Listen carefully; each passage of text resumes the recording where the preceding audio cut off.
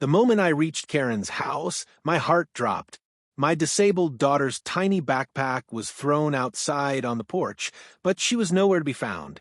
The neighborhood was silent, too silent, as if everyone was holding their breath. And then I heard it, a muffled cry from inside Karen's house. My blood turned ice. I slammed my fist against her door, yelling my daughter's name, but the only response I got was Karen's sickening voice. "She's fine. I'm just teaching her a lesson." Before I could break the door down, a rumble came from behind me. The veteran father, a man built like a wall, stepped out of his truck with his service dog barking like he sensed danger. When he opened Karen's door, what he saw inside was so horrifying, it changed the entire neighborhood forever. Before the story begins, I want to talk directly to the amazing people watching this. Which city are you watching from? Drop your city name in the comments.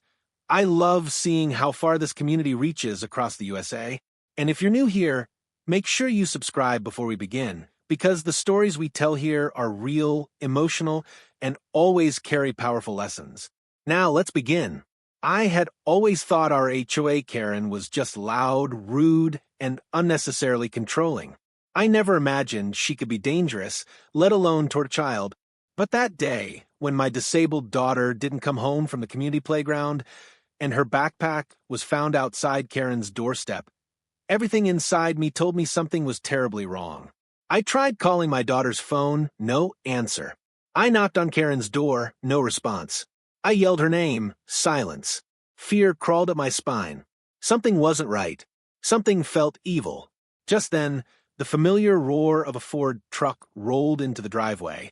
It was her best friend's father, a tough, quiet veteran who had seen war, danger, and things most people couldn't imagine. He stepped out, took one look at my expression, and without hesitation said, "Stay behind me. We're getting your daughter out." That was the moment everything changed. From the moment I realized my daughter wasn't at the playground, something inside me snapped, a kind of parental instinct that goes beyond fear, beyond logic, straight into pure survival. I retraced every step she could have taken, calling her name as the late afternoon sun began dipping behind the trees, shadows stretching across the quiet suburban street like long, dark fingers. I checked the swings, the slide, the benches, even behind the bushes. Nothing. Children had already gone home, parents had packed up, and the entire park seemed to hum with an unsettling silence, broken only by the distant sound of lawnmowers and barking dogs. That's when I saw it. Her tiny lavender backpack lying on its side near Karen's front porch, one strap twisted, her rainbow keychain dangling off the edge. My breath hitched in my throat. That bag never left her shoulder unless something was wrong. I picked it up, my hands shaking so badly, I nearly dropped it. The zipper was half open, and her little juice box was crushed inside. That's when panic turned into something far darker. I ran to Karen's door and pounded so hard my knuckles turned red. "Karen, open the door. My daughter, where is she?" No sound, no footsteps, nothing but the faint rustling of wind brushing against the front shrubs. I checked the door locked, the curtains drawn tight. My pulse hammered in my ears as I stepped back, scanning the windows for any sign of movement. My mind raced. Why would her backpack be here? Did she wander inside? Did someone grab her? Why Karen? Why her house? That woman had always been a problem. Yelling at kids for walking on her sidewalk, threatening parents for parking more than 3 minutes in the loading zone, issuing HOA complaints about grass being 1 inch too tall. But this was different. This felt intentional, malicious. I tried calling my daughter again, nothing but a straight-to-voicemail beep that sent a shiver down my spine. I knocked again, louder, my voice cracking as I yelled, "If you're in there, baby, say something, anything."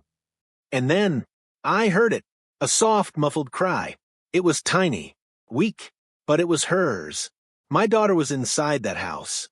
My blood went cold, and every muscle in my body tensed like a pulled wire ready to snap.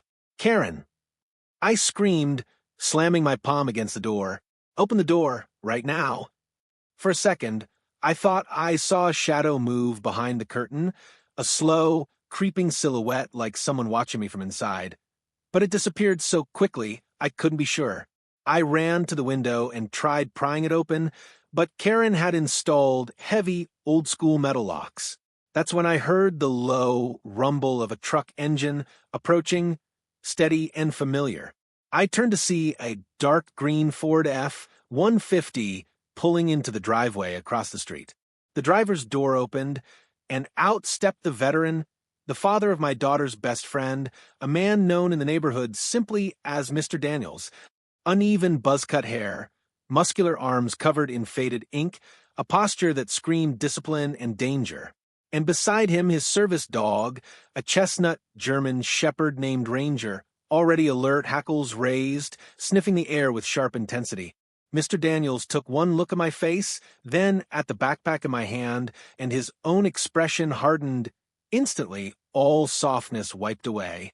"What happened?" he asked, voice low but firm. "She's in Karen's house?" I said, my voice trembling. "I heard her crying. She's inside. She didn't come home. I found her bag." Before I could finish, Ranger barked loudly, pulling toward Karen's front door, like he sensed distress coming from inside. Ranger doesn't react like this unless someone's scared, Mr. Daniels muttered, his jaw clenching. Without another second wasted, he stepped onto Karen's porch and banged his fist against the door with a force that made the frame rattle. "Karen," he barked, and it wasn't just a shout, it was a command, the kind that came from years of training, authority, and battlefield instinct. "Open this door right now." Still silence. But behind the door, I could hear something, faint shuffling, then a soft thud, like someone backing away or dropping something. My stomach twisted. "Move aside," he told me, his eyes scanning every inch of the door, every lock, every weakness. "If she doesn't open this door in 10 seconds, we're going in." I swallowed hard. What if she calls the police? What if she... Then she calls, he said sharply. "A child is inside. That overrides everything." Ranger growled again, pawing at the door, pressing his nose against the crack, as if trying to find the scent. And then something happened that froze me. A faint, shaky voice from inside whispered, "Daddy?" My knees nearly buckled.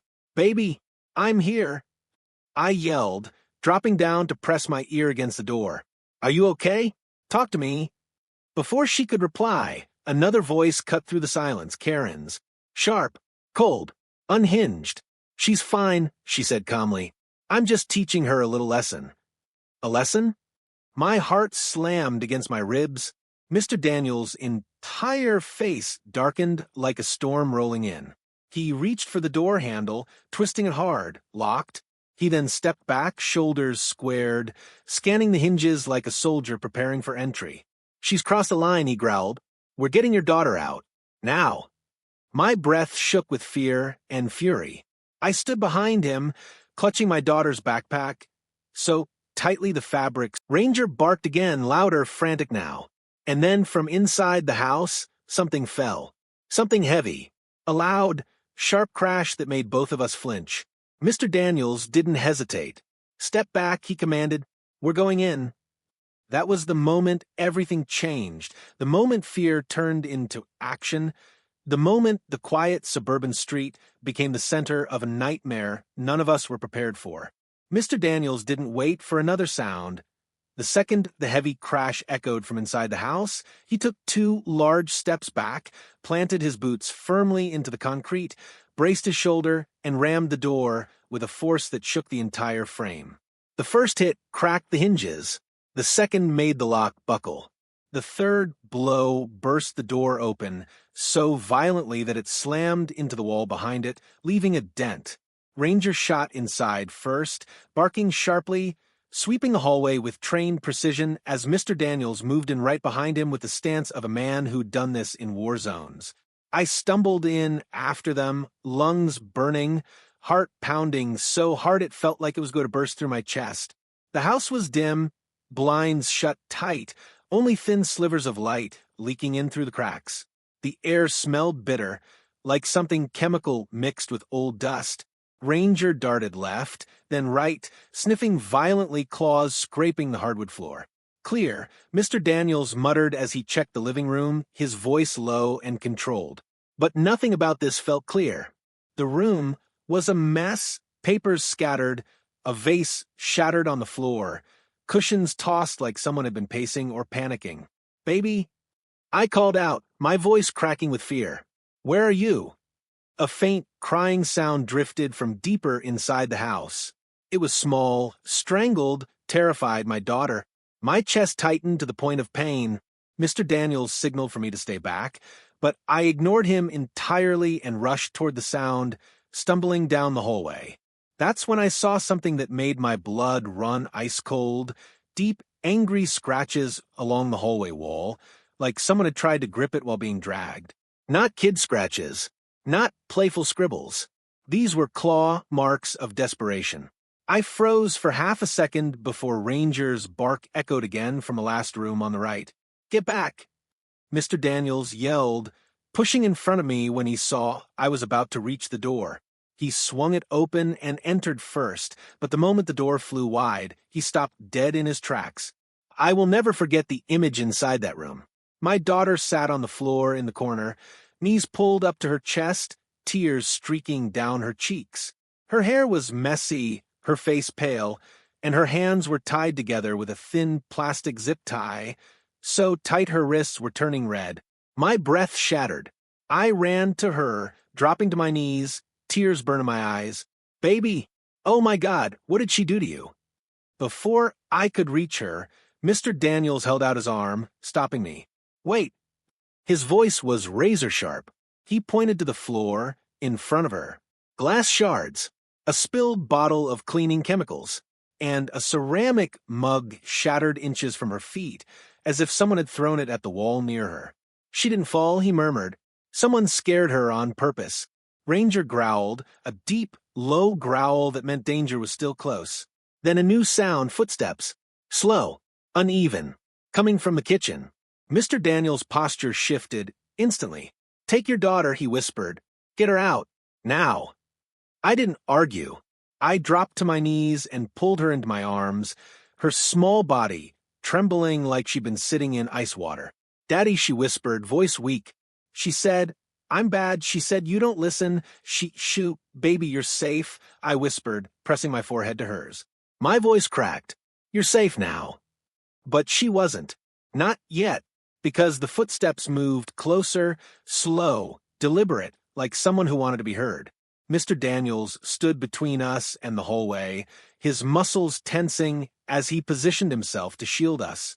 I scooped my daughter into my arms, stumbling backward toward the door. And then Karen appeared. Her face was twisted. Wild eyes, flushed cheeks, hair sticking out like she'd been pulling it. She looked nothing like the HOA president who spent her days yelling about fence paint and lawn edges. This version of her was unhinged, dangerous. She held something in her hand, a wooden spoon of all things, but the way she gripped it felt wrong. "Oh, look," Karen said, her voice sickly sweet. "You found her." My daughter whimpered and buried her face in my shirt. I held her closer, fury bubbling so hot I could barely speak. "What did you do to her?" I snapped, stepping back as Mr. Daniels blocked Karen's path. "What kind of monster ties up a child?" Instead of answering, Karen smiled. She was misbehaving, she said, running around the neighborhood without permission, being too loud. She tilted her head, her grin widening. "I warned you people. You never listen." Ranger lunged forward, barking aggressively. Karen flinched but didn't back away. Mr. Daniels stepped closer, fists clenched. "Put the spoon down," he ordered, his voice booming, "and step away from the family." She let out a high-pitched laugh that made every hair on my body stand up. "Family," she scoffed. "Please, you people are the reason this neighborhood is going downhill." She pointed the spoon at me, her hand trembling. "You think your daughter gets special treatment because she's disabled, but rules are rules." I couldn't take it anymore. "She's a child," I yelled. "A child who did nothing to you." Karen's eyes snapped to mine, and for a moment, something changed, something darker, more unstable. "Oh, she did something," Karen whispered. She ignored me. Mr. Daniels moved faster than I've ever seen a man move. He closed the distance between them in 2 strides, grabbed Karen by the wrist, twisted it sharply, and the spoon clattered to the floor. She screamed, a shrill, furious sound, and tried to scratch him, but he pinned her easily against the wall. Ranger barked again, circling like he was ready to pounce if she made a single wrong move. "You're done," Mr. Daniels growled. "You hear me? Done." I held my daughter close, feeling her breath hitching in my arms. She clung to me, shaking uncontrollably. I whispered to her, telling her she was safe, telling her we were going home. But deep down, I knew this wasn't over. Because the look in Karen's eyes wasn't fear. It was obsession. And obsession doesn't stop just because someone gets caught. The moment Karen was pinned against the wall, screaming and thrashing like someone possessed, something inside me finally cracked, not with anger this time, but with the crushing weight of everything that had just happened. My daughter clung to me like a lifeline, her tiny fingers gripping my shirt with desperate strength, her body shaking with every sob. I could feel her heart pounding against my chest, faster than it ever should have been, like she was afraid I might disappear the second she loosened her grip. And in that moment, all the fear, panic, rage, confusion, and disbelief that I'd been swallowing for the last hour hit me at once. My knees buckled, and I slid down the wall with her in my arms, clutching her like if I held her tight enough, maybe I could undo everything she'd just been through. "Daddy, I'm sorry. I'm so sorry," she whimpered over and over, like she thought any of this was her fault. My throat closed. "Baby, no," I whispered, pressing my forehead to hers. "You did nothing wrong. Nothing. Do you hear me?" But she kept crying, gripping her wrists like she could still feel that zip tie cutting into them. She told me I was bad. She said you didn't care about rules, so I didn't deserve to play, and hearing those words felt like someone had stabbed me straight through the chest. The idea that anyone, especially Karen, had spoken to my daughter like that she had hurt her, that she had made her feel worthless. I felt rage flood through me so fiercely, I almost saw red. But then I looked at her again, her trembling lip, her glassy eyes, the way she kept looking at the doorway like she was afraid Karen would come back, and everything inside me softened into something far more painful, guilt. Crushing, suffocating guilt. Because I should have been there sooner. I should have known something was wrong the moment she didn't answer the phone. I should have sensed it. I should have protected her. And that thought nearly destroyed me. Mr. Daniels kept Karen pinned, barking commands that she barely heard because she was too busy screaming like a banshee. She deserved it. She needed discipline. "That kid is ruining this neighborhood." Each word more twisted than the last. Ranger snarled, pacing beside them like a soldier guarding a hostage. But all I could focus on was my daughter's breathing, shaky, uneven, like she couldn't catch her breath. Like her body was still trapped in that corner, tied up, terrified. I squeezed her tighter, burying my face in her hair, whispering over and over, "You're okay. I've got you. You're okay now." I didn't even realize tears were streaming down my face until they dropped onto her cheek. She touched them with her shaky little fingers, like she didn't understand why I was crying. "Daddy, don't be sad," she whispered weakly. "I'm okay now, because you came," and hearing that made my chest collapse in on itself. I kissed her forehead again and again, holding her as she cried into my shirt. For a moment, everything else faded, the yelling, the barking, the chaos, and all I could think about was how fragile she felt in my arms. How small, how scared, how she didn't deserve a single second of what happened. Mr. Daniels finally slammed Karen onto the ground, zip-tying her wrists with the same plastic ties she had used on my daughter. "You like those?" he growled. "Let's see how you feel for a change." She screamed at him, kicking like a child throwing a tantrum. "You can't do this. I'm the HOA president. I make the rules. That brat was trespassing. I warned her. I warned all of you." Her voice shook with something that wasn't just anger, it was delusion. Pure, dangerous delusion. And that terrified me even more. Because someone who truly believed they were justified, someone who thought tying up a child was acceptable, someone who could flip from smiling to psychotic in seconds, isn't someone who stops. Even when caught, even when cornered, even when arrested. My daughter buried her face deeper into my chest. She said you wouldn't save me, she whispered, her voice breaking. I felt my entire world tilt. Baby, I said, forcing her to look at me. I will always save you. Always. No matter what. No matter who. Tears filled her eyes again. But this time there was relief mixed in with the fear. Trust. And that trust, pure, innocent trust, almost broke me.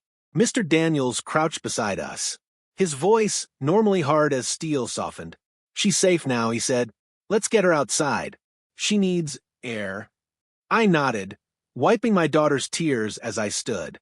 She wrapped her arms around my neck, clinging like she was afraid the moment she let go, she'd be dragged back into the nightmare. As we stepped into the hallway, she whimpered, Daddy, don't leave me. I'm right here, I whispered.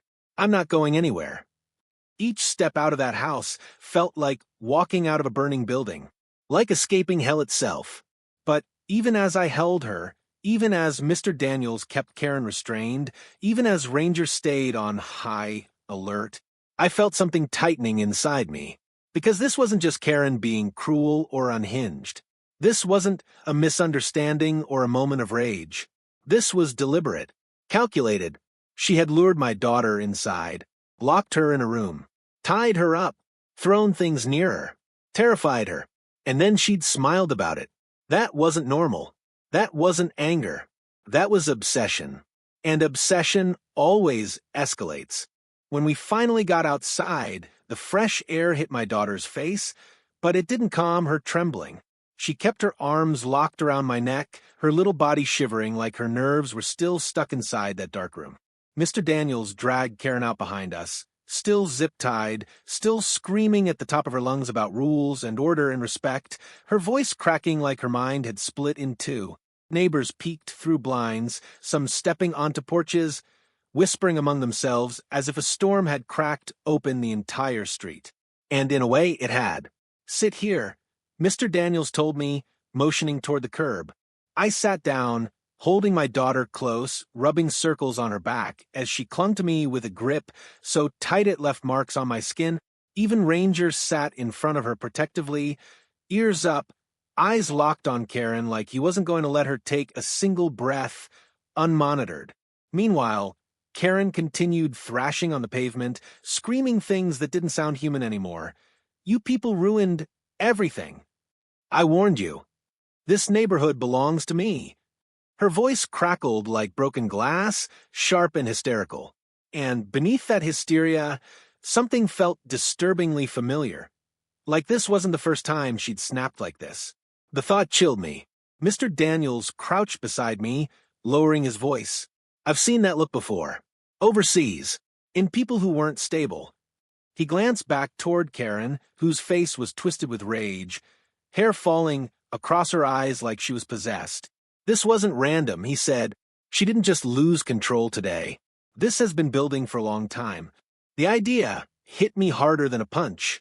I had always brushed off the stories, the rumors, Karen yelling at kids for chalk drawings, screaming at teenagers for walking too fast, threatening single mothers over garden decorations. I thought she was just bitter, controlling, lonely. But what she did today wasn't the act of someone who was simply controlling. This was the act of someone unraveling, and unraveling people are dangerous. As I held my daughter, still trying to calm her shaking breaths, an older neighbor approached, Mrs. Patterson, a quiet widow who lived at the end of the street. She looked pale, hands trembling as she pushed her walker toward us. I knew it, she whispered, voice thin as paper. I told the HOA last year. I told them she wasn't right. I looked at her sharply. What do you mean you told them? She swallowed, glancing at Karen with fear. She's been unstable. Ever since her husband left. She leaned closer. He didn't leave because he wanted to. He ran. Ran? I echoed. From what?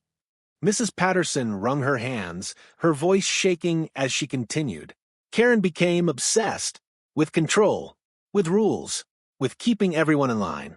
It started small, complaints, warnings, fines, but then she started spying, recording people through her blinds, following kids on bikes, threatening them when their parents weren't around, My heart dropped, my daughter cried softly on my shoulder, and the thought that Karen had been watching children for months, maybe years, made my skin crawl.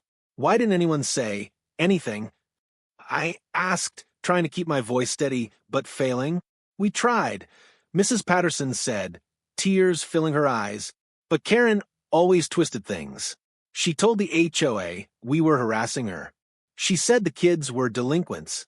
She said people vandalized her garden. And the HOA believed her because she was president.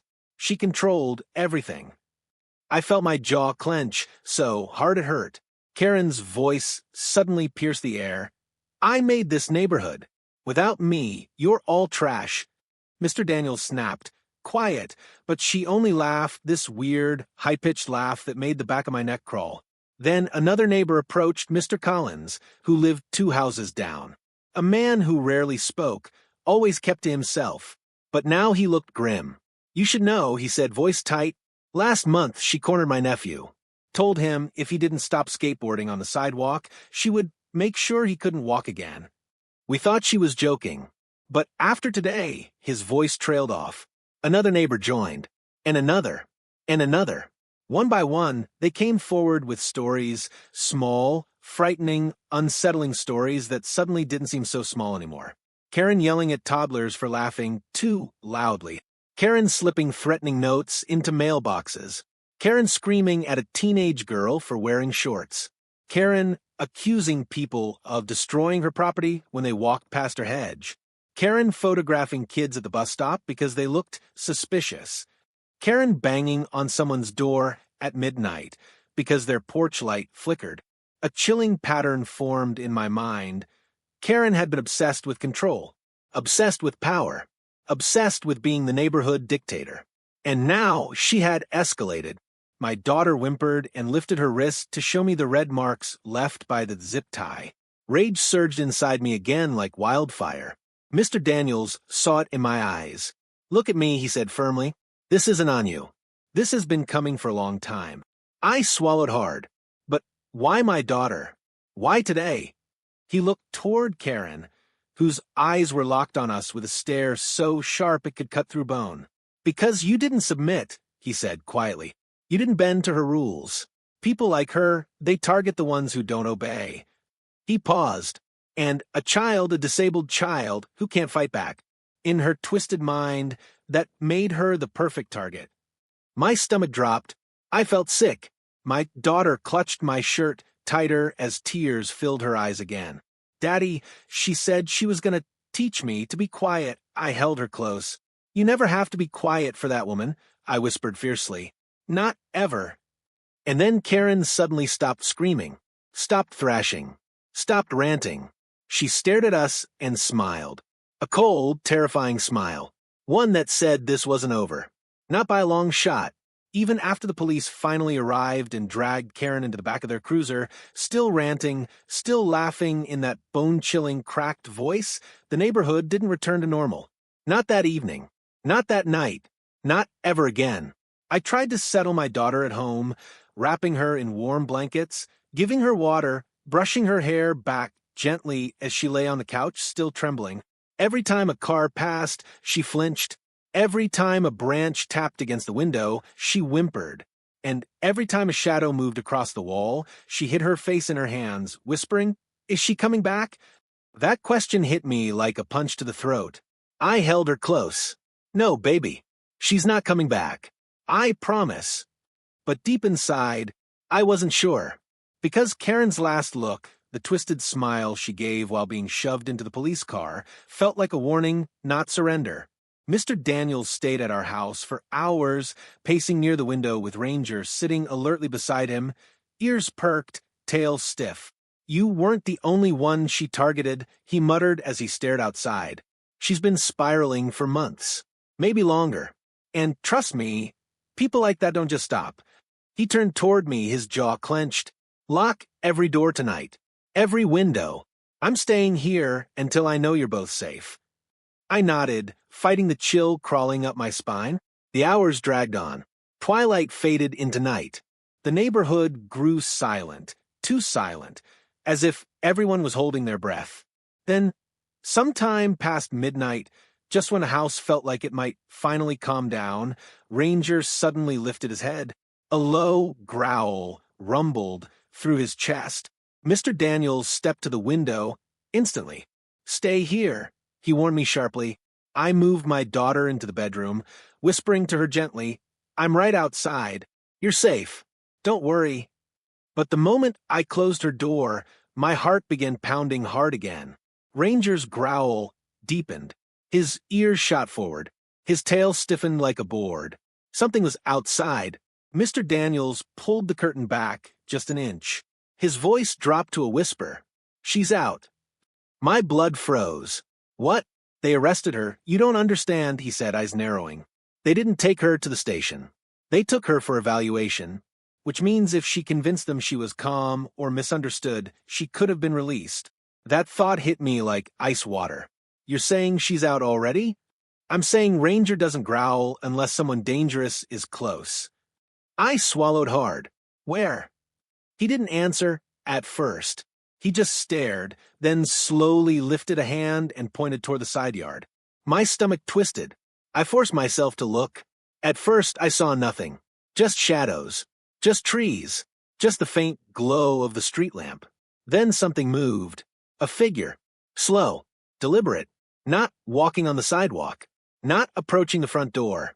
But moving along the side of the house toward the back. Toward my daughter's window.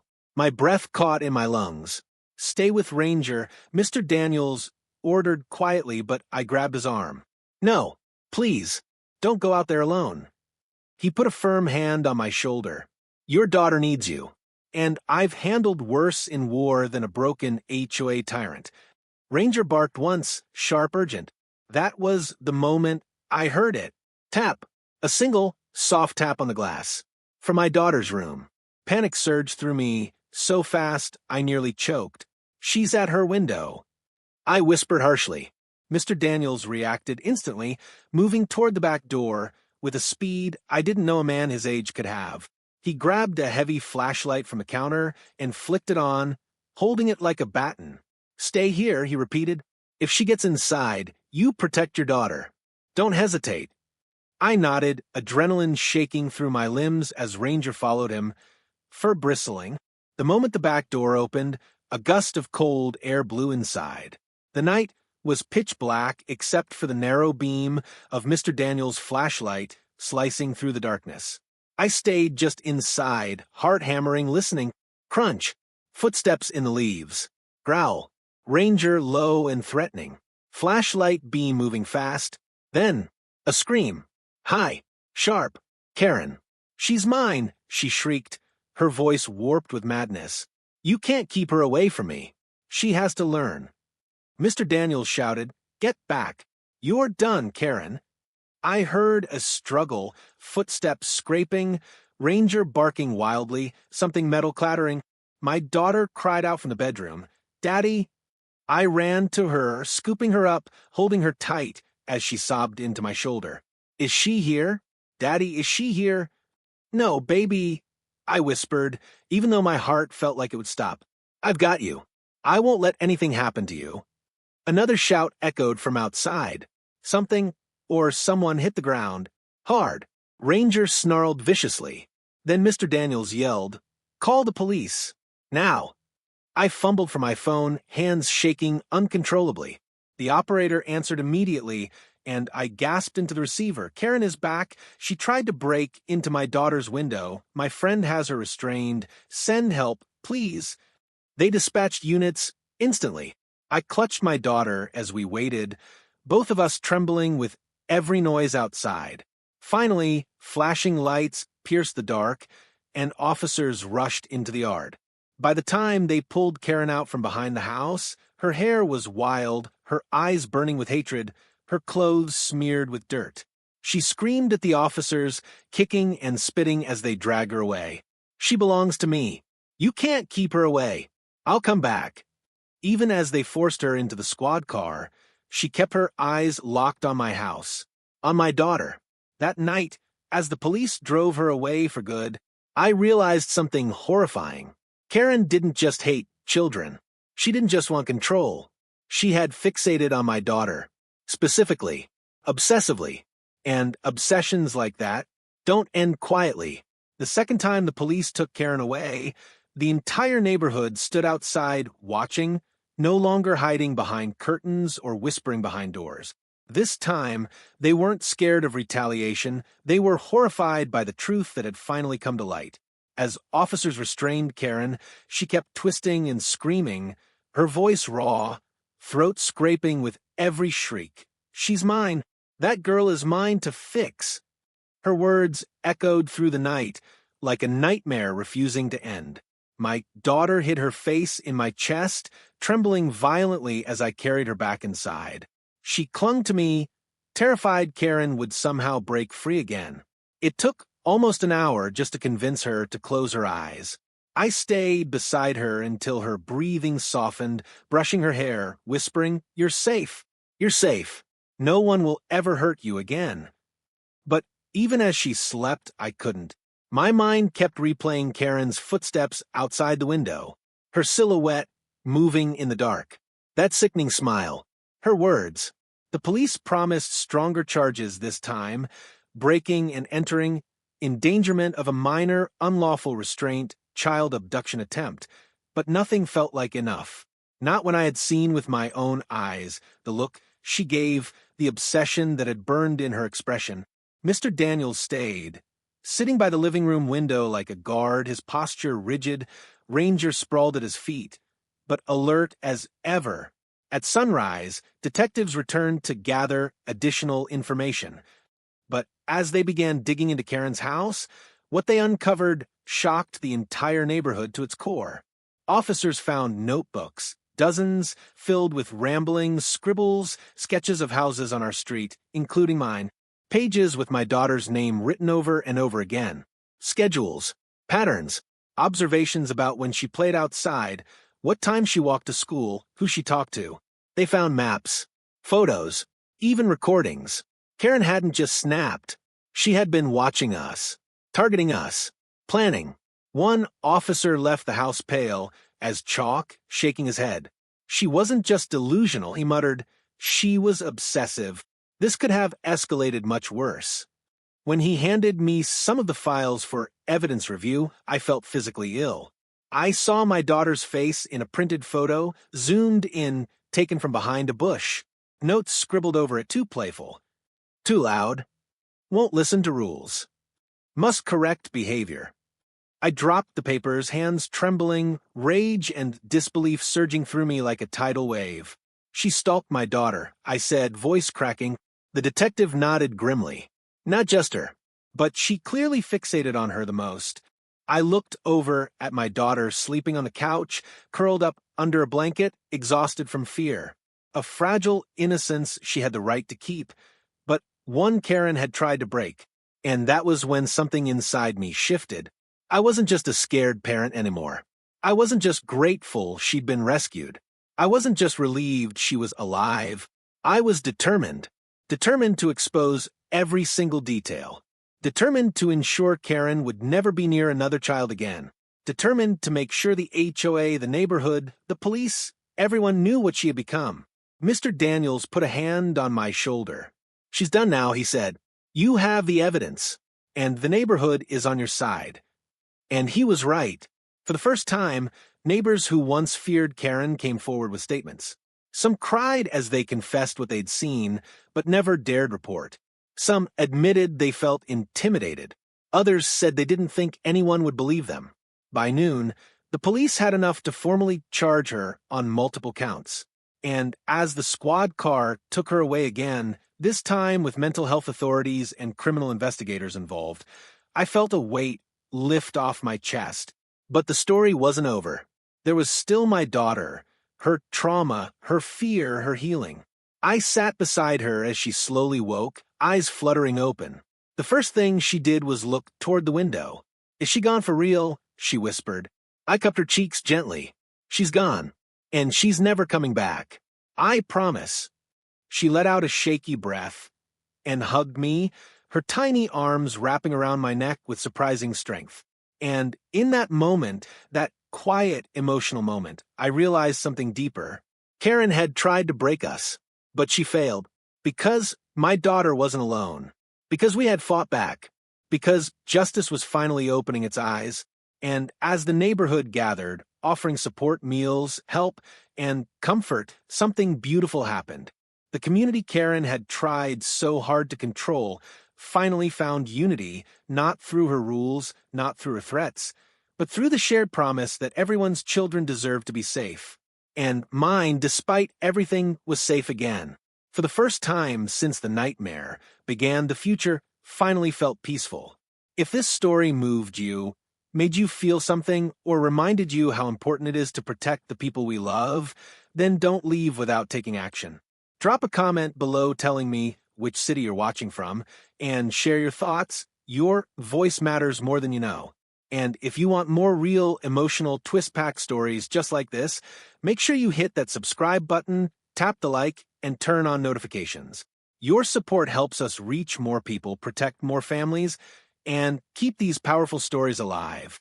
Stay safe, stay alert, and stay united.